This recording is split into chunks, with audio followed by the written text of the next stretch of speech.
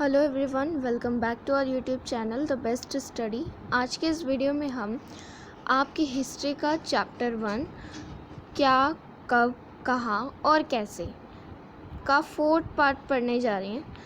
अगर first, second और third part आपने नहीं रीड आउट किया है तो उसको भी कर लो, क्योंकि उसके बिना आपको ये चैप्टर नहीं समझ में आएगा।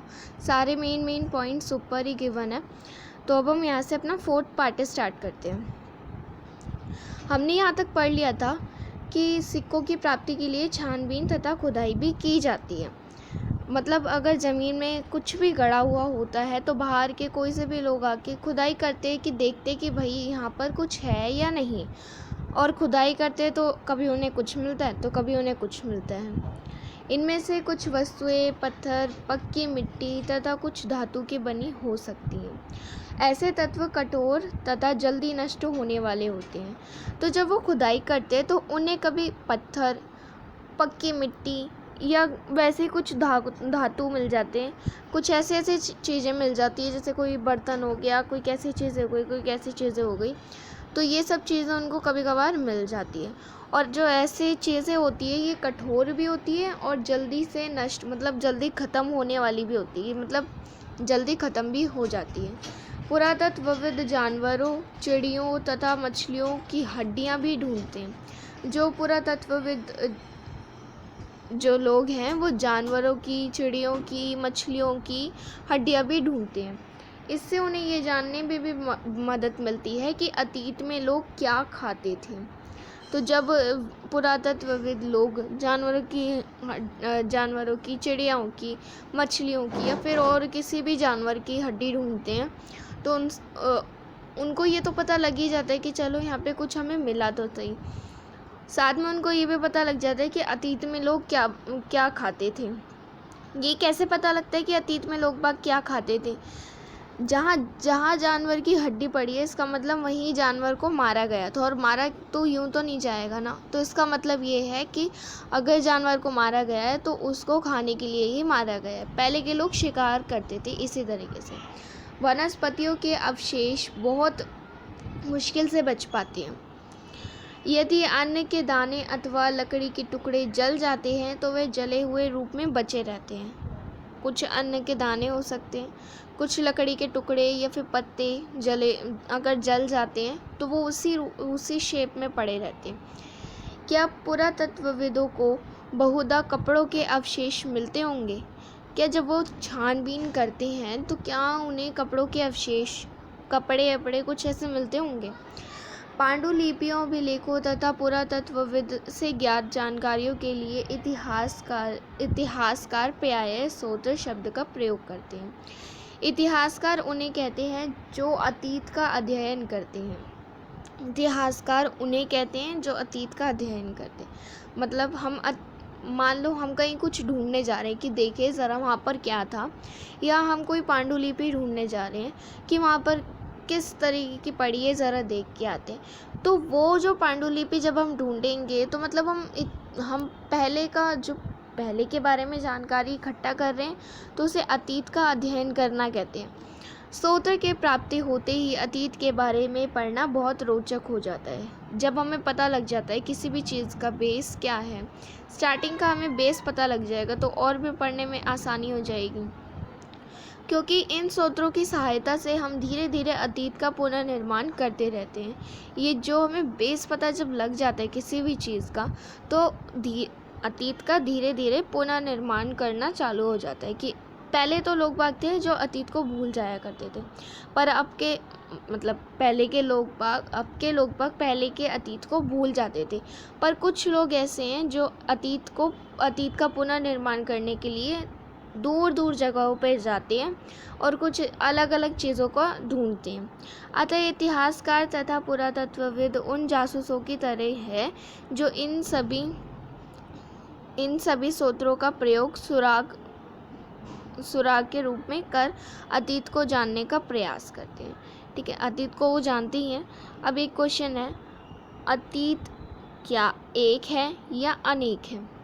क्या तुमने इस पुस्तक के शीर्षक हमारे अतीत पर ध्यान दिया है?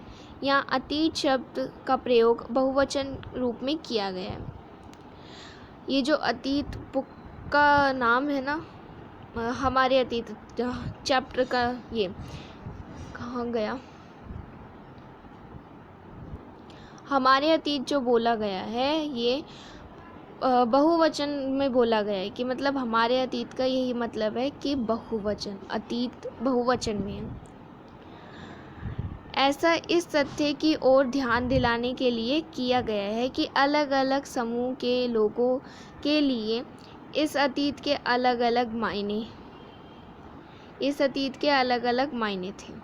उदाहरण के लिए पशुपालकों अथवा कृषकों का जीवन राजाओं तथा रानियों के जीवन से तथा व्यापारियों का जीवन शिल्पकारों के जीवन से बहुत भिन्न था। मतलब पहले के टाइम पे हर किसी का जीवन बहुत अलग अलग होता था। जैसा कि हम आज भी देख सकते हैं, उस समय भी देश के अलग अलग हिस्सों में लोग अलग अलग व्यवहारों और रीति रिवाजों का पालन करते थे। उदाहरण के लिए आज अंडमान द्वीप के अधिकांश लोग अपना भोजन मछलियां पकड़कर, शिकार करके तथा फल फूल के संग्रह द्वारा प्राप्त करते हैं। इसके विपरीत शहरों में रहने वाले लोग खाद्य आपूर्ति के लिए अन्य व्यक्तियों पर निर्भर रहते हैं। इस तरह के भेद अतीत में भी विद्यमान थे। अगर एक एग्जाम्पल के साथ में समझें कि यहाँ पर ये लोग कहना क्या चाह रहे कि जैसा कि हम आज भी देखते हैं, उस समय देश के अलग अलग हिस्सों में लोग अलग अलग व्यवहारों और रीति रिवाजों का पालन करते थे। जैसे कि पहले के टाइम पे क्या होता था, 18 साल से पहले किसी की भी शादी हो सकती थी, पर अब के टाइम पे 18 साल से पहले किसी की भी शादी नहीं हो सकती है। तो कितना चेंज आ गया ना इस तरीके से। जैसे कि अभी एक एग्जाम्पल दे दिया, अंडमान द्वीप के अधिकांश लोग अपना भोजन मछलियां पकड़कर, शिकार करके तथा फल फूल संग्रह द्वारा प्राप्त करते थे। पर इसके विपरीत शहरों में क्या होता है कि लोग खाद्य आपूर्ति मतलब अपने खान पान के लिए अन्य व्यक्तियों पर निर्भर रहते हैं। वो कैसे कि जब हम किसी के यहाँ काम करेंगे तो काम करने से हमें पैसे मिलेंगे, पैसे मिलने से ही हमारा भोजन आएगा, खाना पीना आएगा, तो हम खा पी सकेंगे। इस तरीके के भेद अतीत में भी विद्यमान थे। ठीक है, ये तो पढ़ लिया। इसके अतिरिक्त एक अन्य तरीके का भेद है, उस समय शासक अपनी विजयों का लेखा जोखा रखते थे। पहले के टाइम के जो शासक थे वो अपना लेखा जोखा सारा रखते थे। इसी के कारण हम उन शासकों तथा उनके द्वारा लड़ाई जाने वाली लड़ाइयों के बारे में काफ़ी कुछ जानते हैं। जैसे कि पहले के टाइम पे कुछ अपने बारे में जो हुआ पत्रों में लिख के बताया करते थे, या वैसे लिख दिया करते थे कि आज इससे हुआ, आज वैसे उससे लड़ाई हुई, हमने इतनी तारीख को इस राज्य पे शासन किया, इस तरीके से। तो हमें पता लगता था कि पहले के टाइम पे किस तरीके से क्या हुआ करता था। जबकि शिकारी, मछुआरे, संग्राहक, कृषक अथवा पशुपालक जैसे आम आदमी प्रायः अपने कार्यों का लेखा जोखा नहीं रखते थे। वो क्या करते थे, वो अपना काम ख़त्म किया और आ गया। वो पहले के लोग जो आम आदमी थे वो लेखा जोखा नहीं रखा करते थे, अपने कार्यों का लेखा जोखा नहीं रखते थे। पुरातत्व की सहायता से हमें उनके जीवन को जानने में मदद मिलती है। पुरातत्व क्या होता है, वही जो उन्होंने अपने पांडुलिपियों पे लिखा था कि हमने पिछले साल ऐसे किया, इस पे राज किया, उस पे राज किया। तो इसी की हेल्प से हमें उनके जीवन को जानने में मदद मिलती है। हालांकि अभी भी इनके बारे में बहुत कुछ जानना शेष है, अभी भी बहुत कुछ जानना ज़रूरी है। अब एक नया पॉइंट स्टार्ट करते हैं, तिथियों का मतलब।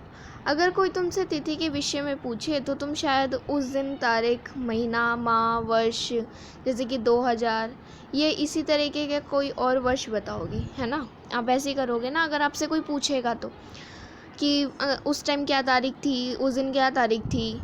वर्ष का ये गणना ईसाई धर्म प्रवर्तक ईसा मसीह के जन्म की तिथि से की जाती है। अतः 2000 वर्ष कहने का तात्पर्य ईसा मसीह के जन्म के 2000 वर्ष के बाद से। ईसा मसीह के जन्म के पूर्व की सभी तिथियां ईसा से पहले जब हम ये लिखते हैं ना, ई और फिर उसके बाद डॉट लगा के पू, तो इसका ये मतलब होता है कि ईसा से पहले के रूप में जानी जाती है। इसी पुस्तक में हम 2000 को अपना आरंभिक बिंदु मानते हुए वर्तमान से पूर्व की तिथियों का उल्लेख करेंगे। ठीक है, अब ज़्यादा इसमें कुछ नहीं है। अंग्रेजी में BC, हिंदी में ईपू का तात्पर्य बिफोर क्राइस्ट ईसा पूर्व होता है। ठीक है, अब इसमें ज़्यादा वो कुछ नहीं है। ये चैप्टर पूरा यहीं ख़त्म होता है। पूरे 4 पार्ट बने इस वीडियो के, इस चैप्टर के। फ़िलहाल अगर वीडियो पसंद आई हो तो वीडियो को लाइक कर देना, शेयर कर देना, चैनल सब्सक्राइब कर देना। मैं मिलती हूँ आपसे नेक्स्ट वीडियो में। तब तक के लिए चलते, take care and bye bye.